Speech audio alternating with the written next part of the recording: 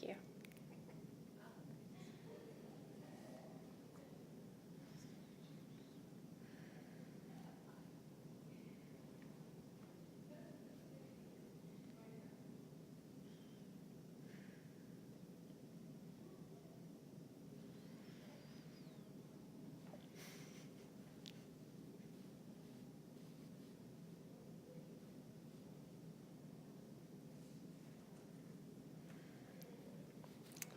Welcome to the National Archives Know Your Records program. My name is Andrea Bassing-Matney, and we're broadcasting live from the National Archives building in Washington, D.C. with a live audience. Thank you for joining us today. Before we begin, I have a few tips to share with you. We will accept questions at the very end of the program. For those of you here in the room with us, we just ask that you use the IO microphones so that we can capture your voice online. For those of you who are watching on this YouTube webpage, we will accept your questions as well. Please use the chat feature. Also, we have several handouts. Hopefully you picked them up on your way in. For those of you, again, watching online, you can find those handouts on our webpage. You'll see several hyperlinks, so you'll see presentation slides, handout, and a hyperlink to the captioning.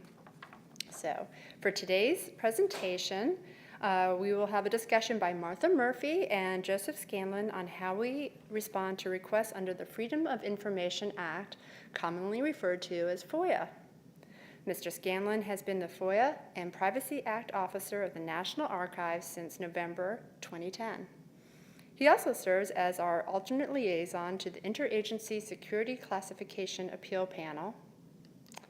Mr. Scanlon has an MA in Public Administration from the American Public University and a BA in Government and Politics from the University of Maryland. Ms. Murphy began working at the National Archives in 1991 after receiving her BA in History from Loyola College in Baltimore and MA in U.S. History from Loyola University in Chicago. She joined the Special Access and FOIA branch in 1995 and currently oversees the work of its 20 members and provides access policy for research services.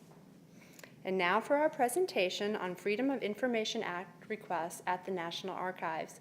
Ladies and gentlemen, please join me in welcoming our presenters, Martha Murphy and Joseph Scanlon.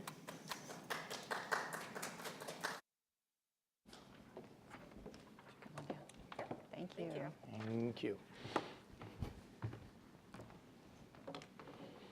Hope you all don't mind. I'm going to take a quick picture because we're going to be tweeting about this when I get back. So say cheese. All right. Oh, yeah.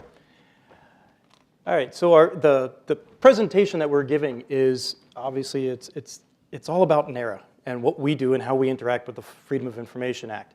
But the key thing about it is that NARA has always had a mission of openness and transparency and a desire to get the records that are brought into our agency out to the American public. And we vastly predate the FOIA, which was not enacted into law until '66 and actually had teeth later on. But NARA has been around since 1936, making sure that the records that come in are available to the American public. One of the things that we're going to talk about is, having said that, we do accession records into our holdings that are sensitive. And also there are a level of the records that we, in the processing of those records and how we do our job as an agency, are also subject to the FOIA. That's predominantly what I handle. And in that situation, those records are also subject to the FOIA. And but having said all that, still the majority of our records are very much open to the public. You can come into this building and everything is open. You do not need to submit a FOIA request for Civil War records. It's just not necessary. So, our access policy. The National Archives has, what's intriguing about the FOIA is that we're the only agency that actually interacts with the FOIA in a number of layers and ways that no other federal agency handles. We have, as I was explaining, we have the operational records and how we actually do the job here do our jobs here at the National Archives. Those records are subject to the FOIA. That's what my office and the Office of the General Counsel, that's where I interact with the FOIA. When records are accessioned or when they're transferred legally into NARA's custody, whether it be executive branch records, well, actually, it's executive branch records, say the FBI, Department of Justice, EPA, CIA, any of those records, the ones that are still sensitive, those are also subject to the FOIA. Martha's unit actually handles all of those things. We also have presidential records that at the end of the administration, those records after 5 years are also subject to the FOIA. There's a couple of other little unique aspects with regards to presidential records, but we'll get to that later. And then our agency also accepts records from the legislative and the courts. Those are not subject to FOIA. Martha will be talking about that a little bit in more detail, but again, the National Archives tries to make those records very much accessible to the American public without the need of the Freedom of Information Act.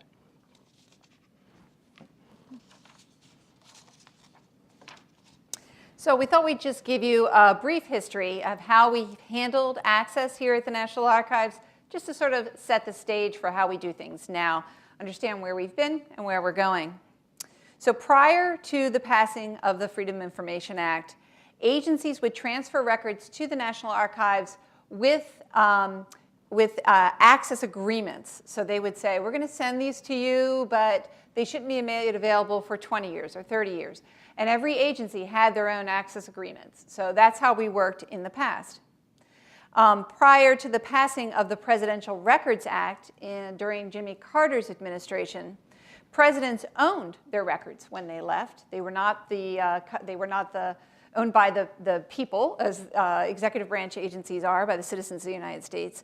But they, from Hoover on, they deeded them back to the National Archives, and they were deposited in presidential libraries. And again, there were access agreements that came along with those deeds. So that's how things were done in the past. Once the FOIA was passed, so I'm going to pass it along here. None of those agreements were legal any longer. Particularly the deeded agreements still were, but for the executive branch agencies, they were sort of overtaken by the FOIA. And so we went back, we looked at all the agreements, and we said to ourselves, well, if the agreement was concerned about privacy, we could still withhold for privacy, but then that would be our discretion to determine at what point in time the privacy interests will fade away. So in order to still be able to consider records closed at the time that they are transferred in, NARA created general restrictions. It's in our Code of Federal Regulations. And if you look at the general restrictions, which it's a little small here to see, but on the left-hand side are the 9 categories within the Freedom of Information Act where agencies are allowed to, these are the justifications why records can be withheld in part or in full. On the right is our Code of Federal Regulations. Our general restrictions simply mirror the FOIA. So the first provision of the FOIA deals with national security information. Our first general restriction is national security information, and they're on all through the nine provisions. So for presidential records, since the records that are actually presidential will not be deeded any longer, their access is controlled by the Presidential Records Act. And as Joe said, after a period of time, they are subject to FOIA. Similarly, during that 5-year period, the staff of the presidential records are going through those files and determining what can be made available as soon as possible and what records contain sensitivities and will require some review prior to release. So when records are transferred to the National Archives and we take legal custody, we use these general restrictions to analyze the records as they come in the door. Sometimes agencies will let us know there is of course, a legal document that they have to use to transfer custody from themselves to us, and this is called a transfer record. And in that transfer record, they can state that these records should be restricted, and then give us the FOIA provision under which the restriction would follow. Much of the records are immediately made available to the public.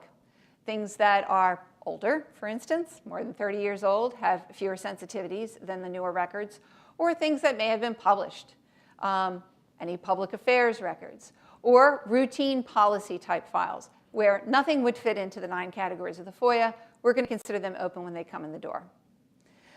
If we determine that they cannot be screened, and they cannot be made available immediately, we will document that, and then they will need to be requested under a Freedom of Information Act or some sort of screening before they can be released.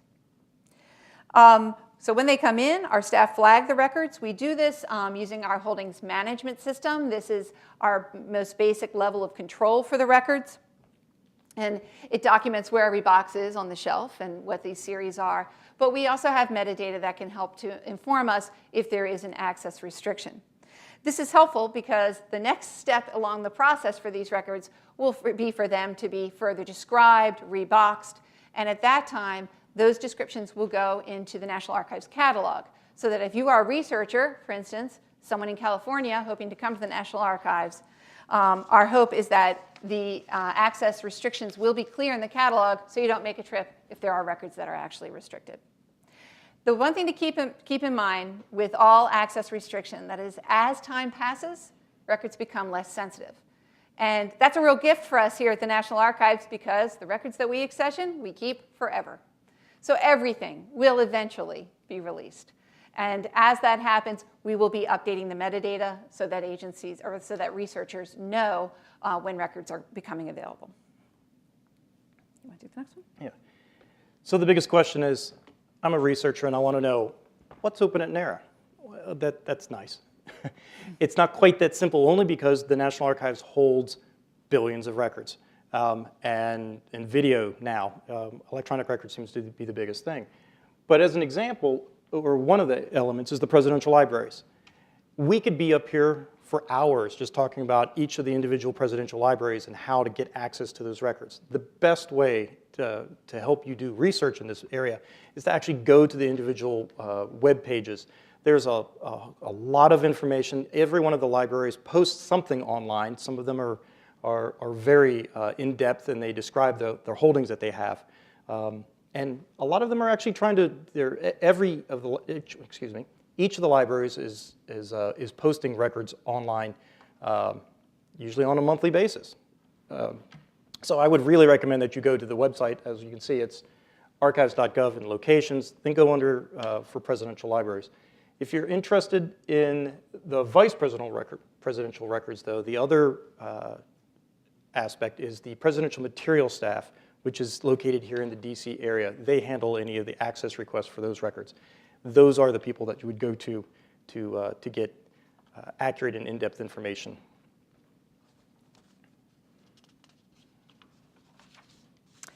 So what if you're interested in the executive branch agencies? How will you know? Well, as I mentioned before, the best way to know is to go to the National Archives catalog. So this is just an example of one of our entries in the National Archives catalog.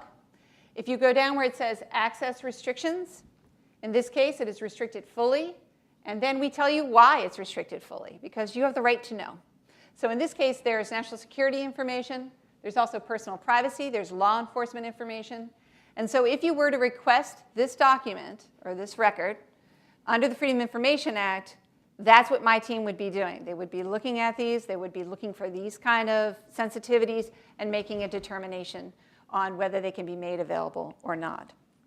So what do the different categories mean? Restricted fully means exactly what it sounds like. It means that if you were to show up in our research room, we could not serve it to you that day. You would need to file a Freedom of Information Act for that request. Restricted possibly, since we bring in so much volume of records, and we might, in an annual move of things that are coming from the Record Center to the National Archives, have thousands of cubic feet coming in. Sometimes we think something might be sensitive, but we're not sure. So in those cases, we will flag it as restricted possibly. If you were to come to the National Archives and ask for that, we would do a screening on demand in the hold area, at least in our facility in College Park. In which case, my team actually goes to the hold area outside the research room, we open the boxes, and we look through. Fairly often, the records actually are not sensitive, but there was some aspect to the description that made us think they might be, in which case we will label it as screened and serve it to you in the research room.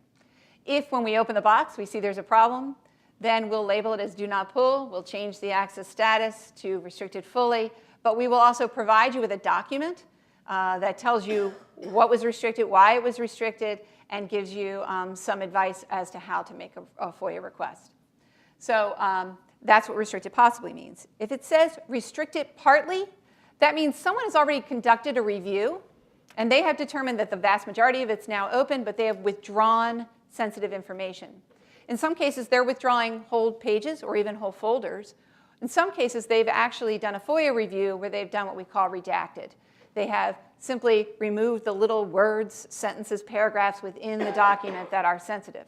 If it says restricted partly, it can be served to you in the research room, but we want you to know that there has been material removed.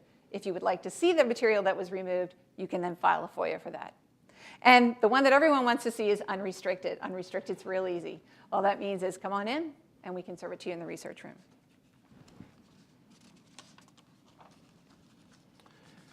So one of the more intriguing elements that people want to really know, and the National Archives has the records for it, and that is if you're a veteran. I want to know the records that the National Archives have. Well, they're all stored out in St. Louis at the National Personal Record Center. But it's kind of unique because they're stored there, but NARA does not legally own those records. It's not until 62 years from the date of separation of that veteran do those records transfer into our archival possession. They don't move anywhere. They just, it's like, you know, they change legal ownership by just still sitting on a shelf. Even though they're in our holdings and people submit FOIA requests for that, whether it be the news media because they're intrigued about, oh, I don't know, someone who's in the news who's done something. Let's just leave it at that.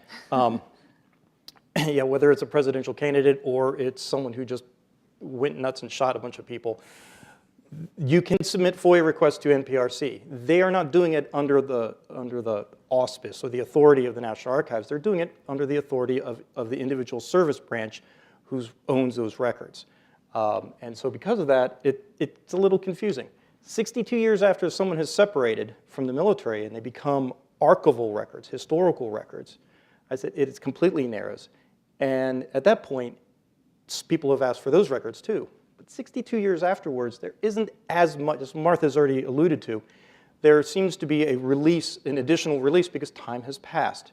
When you contemplate and think about the average veteran, if he stepped out of the military at the age of 18, 62 years later, he's getting up there in age, and that's not the majority of our records. Most of them are men and women who stayed in the service a lot longer than that, and a lot of the privacy considerations and issues have passed. Having said that, again, our webpage, the NPRC webpage, is the best place to find out that information. There are a number of ways and vehicles in which to request that information. They have the EVET requirement or access. You can also shoot, if necessary, you could even shoot a FOIA request to foia@nara.gov. That goes directly to my office, and we will make sure that the appropriate people in the National Personal Record Center receive your request. All right. So how about Congress and the courts? Well, Congress exempted themselves from the Freedom of Information Act. So the records that we have here are actually still owned by Congress, but they are maintained by the National Archives, and they are the records of the committees of Congress. Although the Freedom of Information Act does not apply to those records, they have their own access rules. It's a House rule and a Senate resolution which control access to their files. And in addition, for records that could be opened but may still have sensitive information, we have staff in our Center for Legislative Archives who also conduct review under NARA's general restrictions within those materials.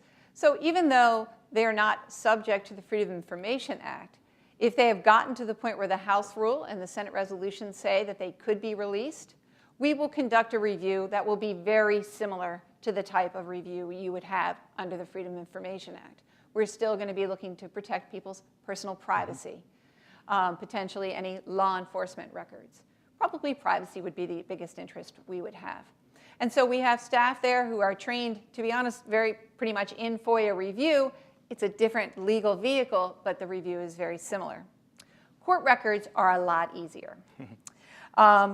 To access court records, generally they're open. These are public court transcripts that we have, unless they are sealed by the court or they are grand jury court records, they are open to the public. Our court records tend to be in the field. We have field facilities, as you may know, all across the country. And so certain districts are assigned to certain fields. So we have Chicago and Boston and Fort Worth and San Bruno, and I'm not going to mention them all. I'm sure I'll miss some. And that's generally where people go to gain access to the court records. If you wanted to see something that had been sealed by the court or a grand jury record, the Freedom of Information Act is not going to help you. You would have to petition the court who sealed it or the court under which the grand jury was convened in order to gain access to those materials. But otherwise, they're open and available.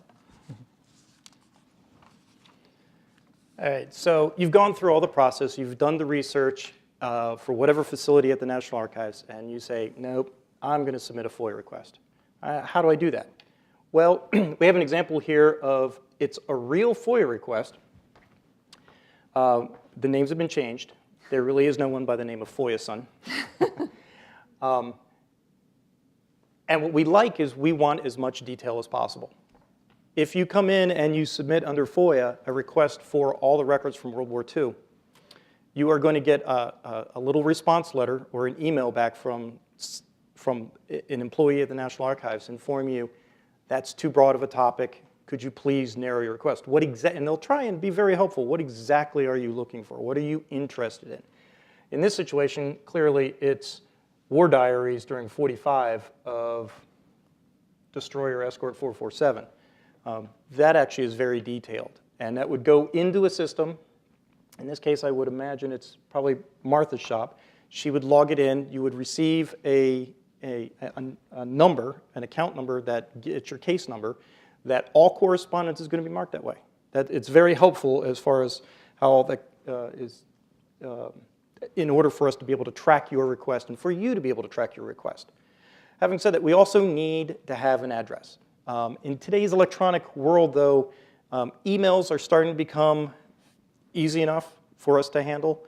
In the past, we had to ask for a postal record, a postal address, even a P.O. box, something that we could send the paper records to. But nowadays, we are scanning, and there's a lot of material that is going up online, and or we can send it to you as a PDF file, or there seems to be a little bit. But in that case, we need an email address. We need some means in which to communicate with you. I have lost myself here. No. So I guess this is just to show you. She cites under the FOIA, she wants this, and that's something you need to let us know. Because as we said earlier, the vast majority of our records are open and available. You don't have to file a FOIA for our open records. In fact, it's to your advantage not to, because there's an additional administrative burden. Things have to get logged in. It actually makes your response come slower if you file a FOIA for our open records. But if you know that the records you're interested in are not open here at the archives, in your correspondence to us, whether it's a letter, a fax, or an email, you need to say that you're requesting it under the FOIA. Also, as Joe said, we have your email address. Postal address, I will tell you, for some very large FOIAs, it can take years to get them completely done. And people's email addresses tend to change more than their postal addresses. So just so that we can be sure we can keep in touch with you, it is always helpful to have both.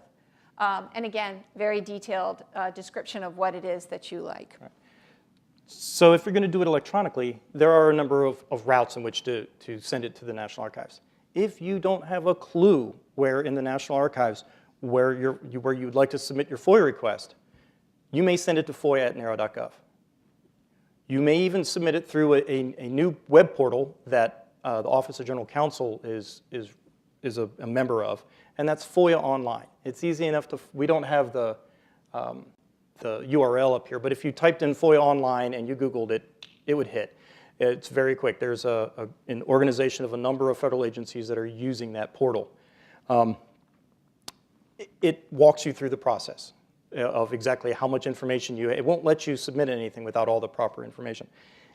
If you don't want to do that, like I said before, you may always email FOIA@NARA.gov. Having said that, anytime you submit a request to only one of those two areas and it has nothing to do with the operational records of NARA, It will take longer because it'll take the staff that is in the Office of General Counsel to process, review the record that you're looking for, and send it out to the appropriate office. That invariably takes time.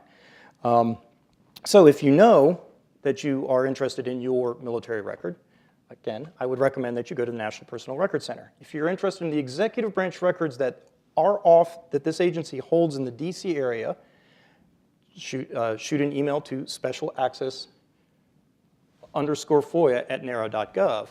That would be where Martha's team handles it. If, on the other hand, you know for a fact that it's going to be one of our field archives, I would highly recommend that you submit your requests based on our web page. It'd be a very large web page shot here. That's why we don't have it here. We just recommend that you go to our web page to look it up. And any of the presidential records from Ronald Reagan on up to today are subject to FOIA. Anything prior to that, I would recommend that you go talk to the Nixon Library to find out how they have their access, the process by which they work their release of records, and any of the ones prior to Nixon, because each one of those is slightly different and unique.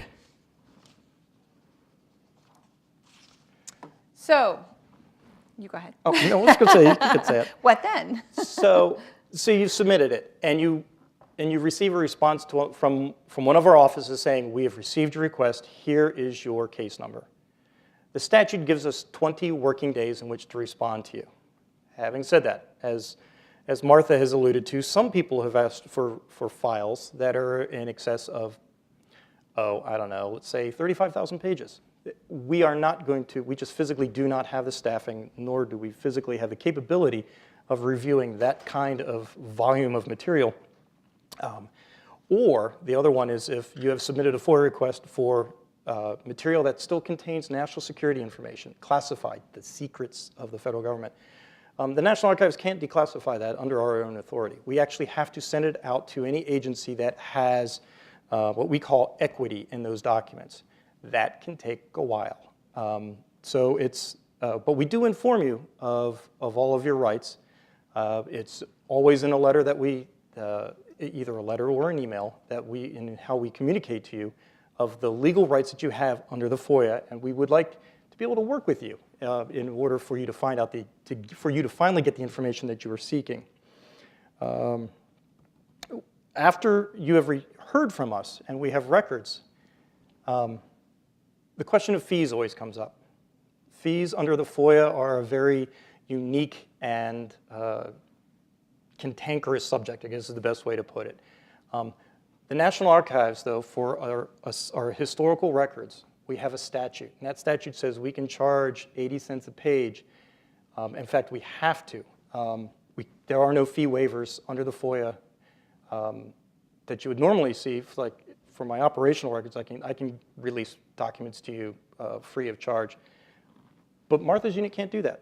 And that's because of that statute. And that statute is because these records are of such a historical significance that the moment one of her staff touches it, there's actually a level in which we might be causing damage to a record. So they have to photocopy it gently. And it's not just Martha, it's the presidential libraries. And clearly, we want to have these records here for the rest of, I don't want to say eternity, but at least the history of our republic, right?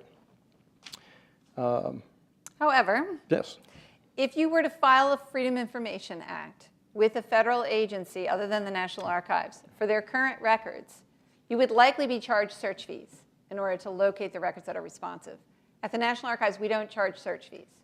So even though you will have to pay for reproductions, you will not have to pay for us to search, find the records that are responsive, do the review. And if you're in the DC area or you have a friend or wherever it is that you filed this Freedom of Information Act, if you're willing to go to that facility, you can see it for free.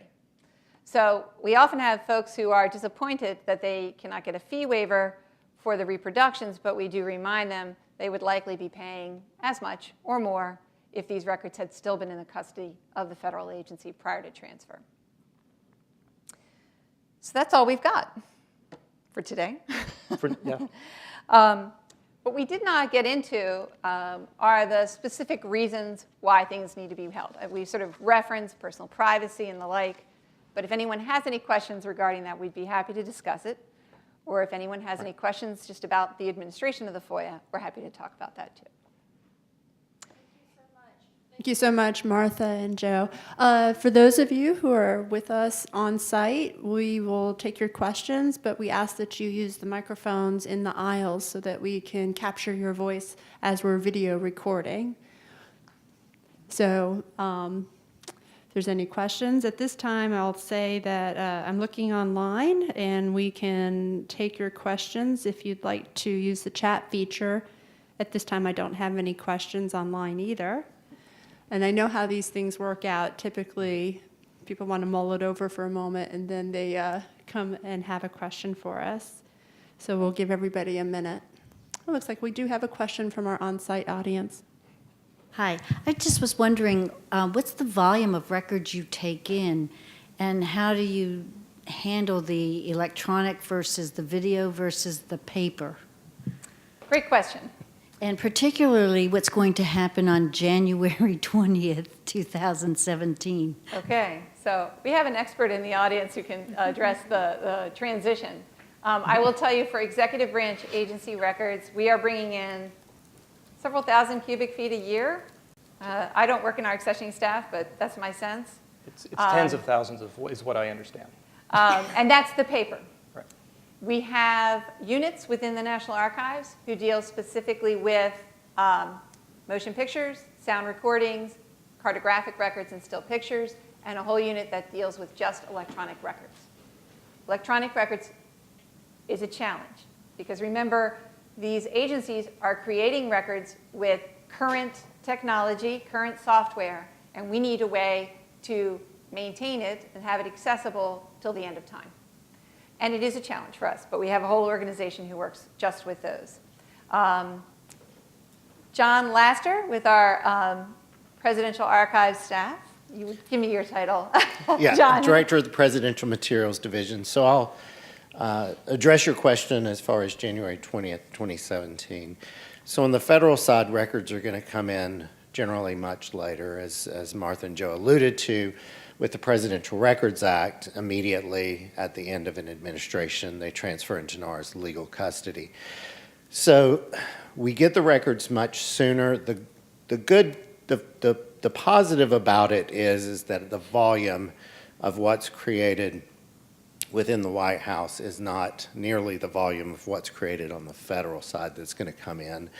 But you do have, say, for the past administration, George W. Bush, the last administration we came in, about 60 million textual pages and about 180 million emails plus 60 other electronic systems worth of records. So it's certainly not a small volume of material, certainly on the electronic side that'll be coming in, and you know, we don't know exactly the full scope of what will be coming in at Obama in January 20th of 2017, but we know the trend is less paper, more electronic records, but the White House is still very paper-driven to a certain extent, so we do still get a significant amount of paper coming in, and as they alluded to, we'll work for the first 5 years. Those records are not subject to request under FOIA.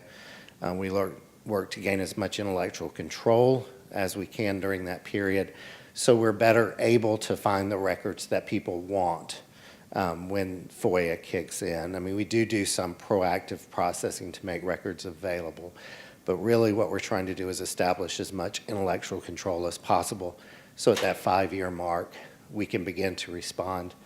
And to give you an idea, we received at the 5-year mark for George W. Bush within the first week about 250 FOIA requests. So they come in, there's a significant number. Again, it pales to the federal side, but it is significant for us, the amount of material comes in. And because those records come in much earlier and much younger, there are more sensitivities. So the FOIA is more significant per, percentage-wise, more of an issue for the presidential records than it is for the executive branch records, which generally come in 15 to 30 years after they're created. Thank you. While we're seeing if there's any more questions, I see that you've put a slide up about Sunshine Week. Can you tell us a little bit about the slide that is showing celebrating 50 years of freedom of information? Yes, actually, another component of the National Archives, the Office of Government Information Services, OGIS was their title, is in cooperation with a number of open government organizations, desires to celebrate the 50th anniversary of the Freedom of Information Act. It will be here in this facility. As you can see, it'll be from 1 to 4:30. Lots of opportunities. You'll actually, if I'm not mistaken, I think they're actually going to have the original act on display. They did that a few years ago too. It's really kind of neat, you know. At least I'm a bit of a FOIA geek, and so I found it neat. Anyway. So it's going to be Monday, March 14th. So we just wanted to put a plug in. It's a wonderful opportunity for those of us who are interested in this kind of thing. Press certainly uses the FOIA a lot, as do every citizen in the country for very different reasons. I mean, we have veterans who are using the FOIA to get the information they need to get their benefits. We have people doing genealogical research. We have people who are doing historical research into lots of different issues. And then, of course, the press is interested in anything that relates to anybody who's still in office in some way, shape, or form. So we have a Clinton library. I'm sure they're getting lots of requests right now, as Mrs. Clinton is now running for president. So we feel like we've got old records here, but a lot of what we have has current significance to people. And so, so we just thought this was the appropriate place to be to have this celebration. Any other questions? Well, thank you so much for your presentation. This concludes today's Know Your Records program. Thank you for attending, and the presentation video recording and slides will remain available on this YouTube webpage. If you came in late, you can watch it later. Thank you so much. Thank you. Thank you.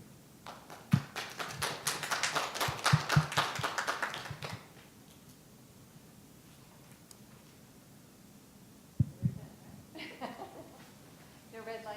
That's a good sign. Thanks, guys. Thank you so much for attending. John, thank you. Oh, no problem. Yes, thanks for jumping in.